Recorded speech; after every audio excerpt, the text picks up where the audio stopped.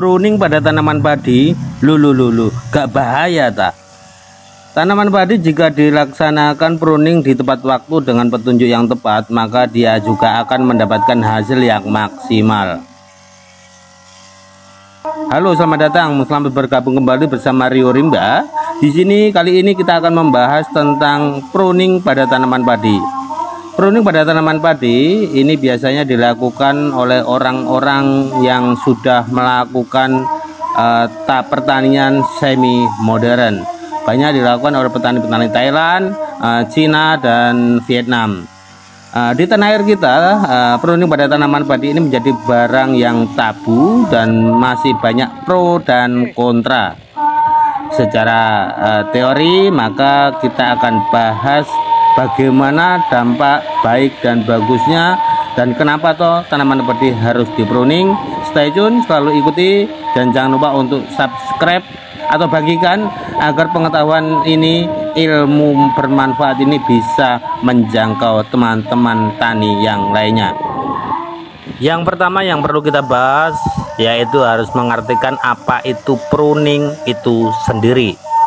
Pruning adalah pemangkasan atau pemotongan sebagian daun dari batang utama dalam hal untuk menanggulangi penyakit ataupun untuk mencegah hal-hal yang tidak diinginkan, misalnya karena roboh, tikus, ataupun bercak daun, wereng, dan lain sebagainya.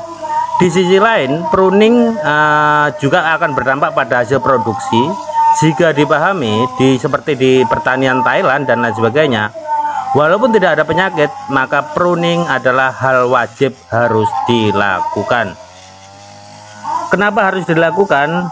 Karena dengan pruning maka kita bisa mengontrol pertumbuhan tanaman, bisa menjadikan serempak, dan bisa memperbanyak anakan.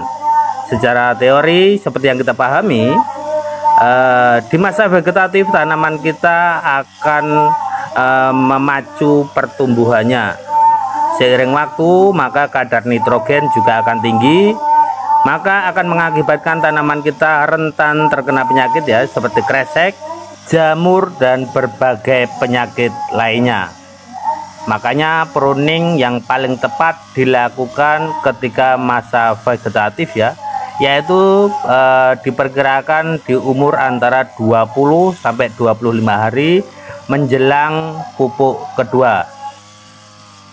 Kenapa dilakukan setelah menjelang pemupukan kedua atau di umur 20-25 hari? Karena di situ kita akan menghentikan serentak atau dinamakan dengan stressing tanaman padi kita. Kita hentikan di sana dengan mempruning atau memangkas sebagian batang daun, diperkirakan 1 jengkal dari bawah ya.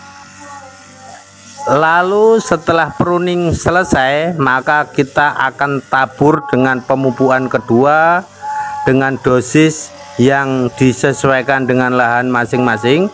Maka laju pertumbuhan dari tanaman itu akan berjalan dengan serentak dan sempurna karena ada berhenti sejenak. Makanya yang ada anakan yang paling bawah, dia pun pertumbuhannya akan racak, batang akan menjadi kokoh dan bisa 2 kali lipat dari tanaman indukan. Dalam artian sebelum pruning, ketika kita mendapatkan tanaman kita di umur 20 hari mempunyai 20 anakan, maka setelah pruning dia akan menjadi 2 kali lipat, sekitar 40 anakan. Jangan lakukan pruning ketika di masa generatif atau di atas umur 30 hari tanaman padi kita. Sebab di masa itu tanaman padi kita sudah mulai berhenti pertumbuhan dan dia mempersiapkan bakal bunga untuk buah.